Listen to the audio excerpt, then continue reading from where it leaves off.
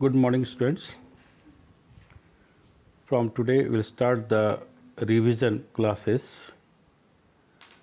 As you know that 30% of the syllabus of class 12 is deleted for your board examination. So the first chapter of the first unit is not for exam. So we'll start from the chapter 2, that is sexual reproduction in flowering plants. As you know that reproduction having the three phases: pre-fertilization events, fertilization and post-fertilization events.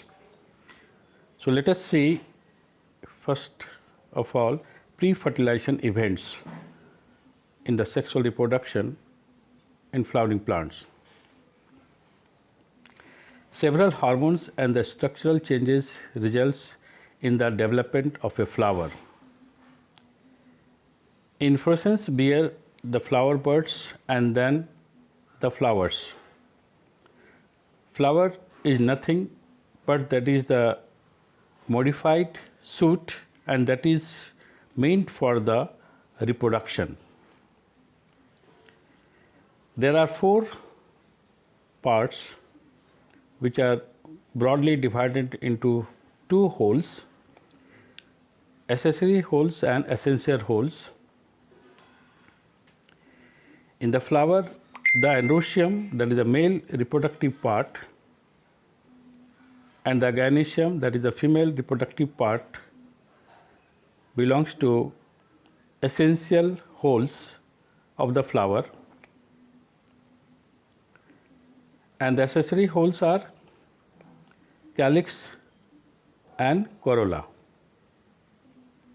Androecium consists of wholes of stamen.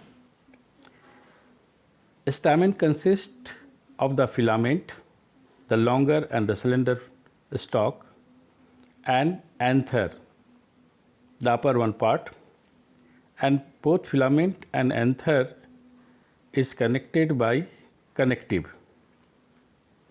Filament is attached to the thalamus or to the petal. Anther, that is also known as microsporangium. A typical anther is bilobed, and each lobe is dithecous, consists of two theca. Theca are separated by a longitudinal groove running lengthwise. The microsporangia are located at the corners, two in each theca. They further develop to form pollen sacs, which contain the pollen grains.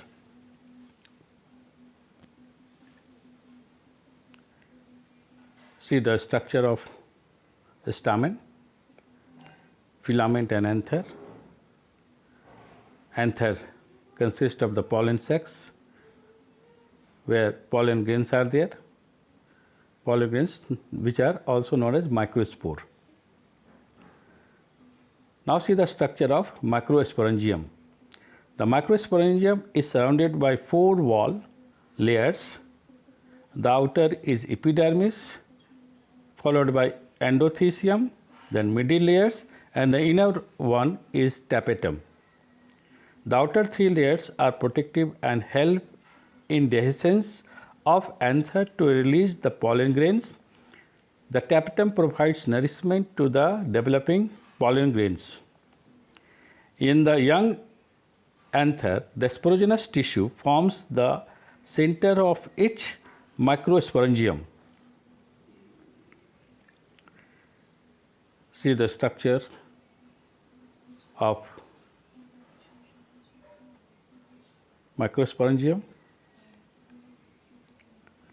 Now see the process of pollen grain formation, that is also known as microsporogenesis. It is the process of formation of microspore from pollen mother cells, PMC.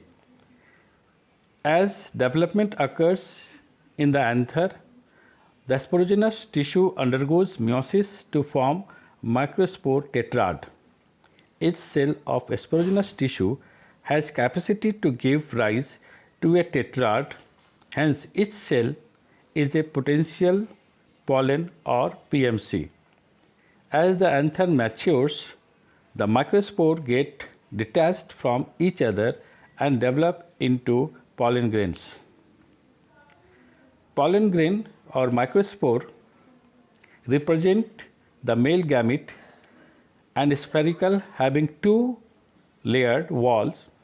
The outer is exine, which is hard layer made up of sporopollenin, which is extremely resistant and can withstand with high temperature, acidic and alkaline condition and enzymes.